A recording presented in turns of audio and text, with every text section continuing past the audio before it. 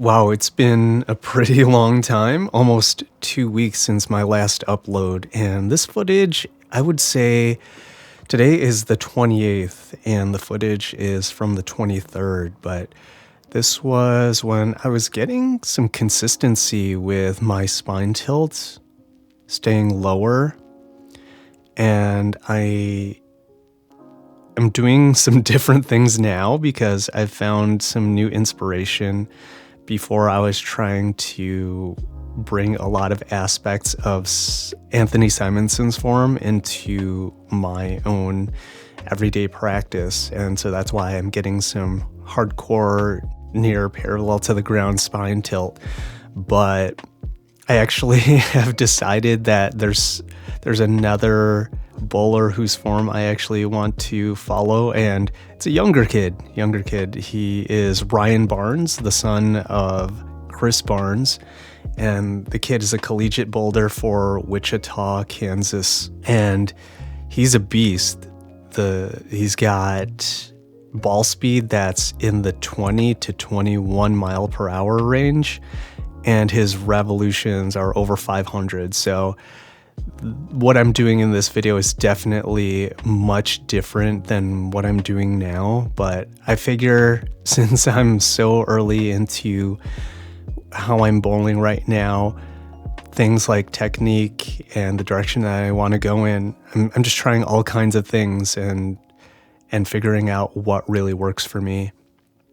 And I'm starting to really realize the biggest problem, I've mentioned this before, is my releasing hand, my ball hand.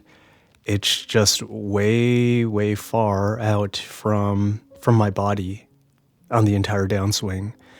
And with what I'm doing right now to combat that a little bit, I've made a couple of adjustments, which are straightening out my ball arm on the upswing and the downswing. So that's something that I'm really focusing on. And I think it's easier for me to keep the arm straight if I try to keep it straight throughout the entire swing. Because if I'm only doing it on the downswing, I have a very small portion, a very small window to think about straightening my arm. And so I think keeping it straight on the upswing and downswing, just like Ryan Barnes does it makes it so much easier because of the fact that I don't really need to think about it as much. I think once it's much straighter now than it has been in the past, especially in this video, where it's obviously bent on the way up and on the way down. And it straightens out a little bit, but nowhere close to where I have it right now. And I think a big reflection of that is the fact that my ball speed used to be around 11 or 12 miles per hour, but now it's getting up into the 13 and 14 range. So I would say it mostly ranges around 12 to 15. If I get things down really good, it'll be about 15 miles an hour, but it's mostly in the range of 13 to 14, I would say. And so I think that's because I've made some changes to my tempo and how I'm timing my approach and straightening that swing on the up and the down. And another big thing that I've been paying attention to is my rotation of my upper body, essentially adjusting where my shoulders are during the downswing and the release. Is that as I start to bring that shoulder down and swing more in a, I guess you could call it a counterclockwise fashion,